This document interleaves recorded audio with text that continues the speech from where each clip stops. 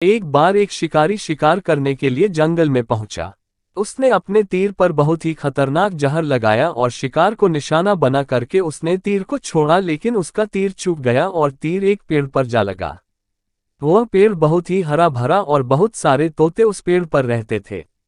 जैसे ही वह जहरीला तीर उस पेड़ पर जाकर लगा, वह पेड़ धीरे धीरे सूखने लगा और उस पेड़ पर जो भी तोते रहते थे वह एक एक करके उस पेड़ को छोड़कर जाने लगे। उस बड़े से पेड़ के कोटे में एक बहुत ही बूढ़ा तोता रहता था जो बहुत ही धर्मात्मा और अच्छे मन का था। सभी तोते उस पेड़ को छोड़कर जाने लगे थे, लेकिन वह बूढ़ा तोता जाता था, दाना लेकर के आता और उसी कोटे में आकर के बैठ जाता था, परंतु उस पेड़ को छोड़ने को तैयार नहीं था।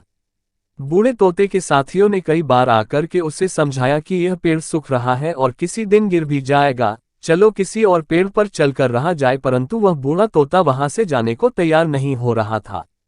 अब ये बात देवराज इंद्र तक पहुंची। उन्हें बताया गया कि एक तोता है, वह जिस पेड़ पर रहता है उस पेड़ पर एक जहरीला तीर लगने के कारण सूखने, गिरने और खत्म होने के कगार पर आ पहुंचा है, और एक बूढ़ा तोता अभी भी वहीं पर रह रहा है। वह दाना लेकर आता है और वहीं पर रहता है, जबकि उस जंगल में बहुत सारे पेड़ हैं, लेकिन वह उसी पेड़ पर रह रहा है। देवराज इंद्र प्रकट हुए और उस बूढ़े तोते से कहने लगे कि आप बहुत धर्मात्मा है, बहुत ही अच्छे मन के हैं, लेकिन आप इस पेड़ को छोड़कर किसी और पेड़ पर चले जाइए, क्योंकि यह पेड़ कुछ ही दिनों में गिर जाएगा। तालाब के पास में बहुत से बड़े बड़े हरे भरे पेड़ हैं, बड़े बड़े कोटे हैं, उन पेड़ों पर फल भी लगे हुए हैं, उन्हें वहीं पर तोड़कर खा सकते हैं, परंतु यहाँ से आप चले जाए। तोता बोला, माफ कीजिएगा, इस पेड़ ने मुझे जीवन दिया है, शिकारियों से मेरी रक्षा की है, हर मौसम में मेरे साथ रहा है, ये कोट मेरा घर है, यहाँ मैं पला बड़ा हूँ, इस पेड़ को मैं छोड़कर कैसे जा सकता हूँ? इस पर संकट आया है तो क्या मैं इसे छोड़कर चला जाऊं? मैं ऐसा कभी नहीं कर सकता।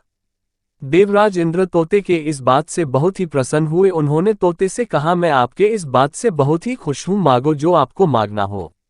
उस बूढ़े तोते ने कहा, मुझे बस इतना मांगना है कि जिस पेड़ ने मुझे जन्म दिया, जहां मैं रहा पला बड़ा, जिसे आप मेरा जन्मभूमि कह सकते हो, आप इसे फिर से वैसा ही हरा भरा कर दो जैसा ये था।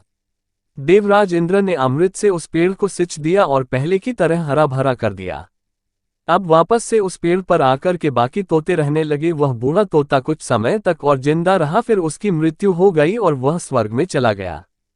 ये कहानी हमें सिखाती ये है कि जब भी किसी इंसान का बुरा दौर आता है तो इमोशनली वह टूटा हुआ होता है, उसे किसी के सहारे की जरूरत होती है, किसी की आवश्यकता होती है। अगर आप ऐसे समय में उसे छोड़कर चले जाएंगे, उससे बात नहीं करेंगे, मुंह मोड़ लेंगे, तो आपसे बुरा कोई नहीं है, क्योंकि आप किसी के सुख का साथी बने या ना बने, लेकिन आपको हमेशा किसी के दुख का साथी जरूर बनना चाहिए।